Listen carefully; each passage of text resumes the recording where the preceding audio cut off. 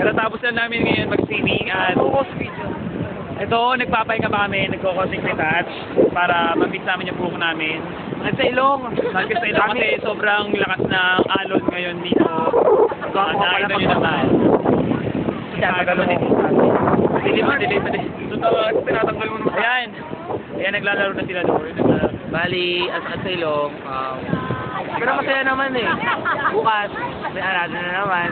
Bukas, punta kami sa Batotoy Island. Kaya tayo sa Pulilio. Sinari mo. Oh, Pulilio kami bukas. Yay! Nagkataon.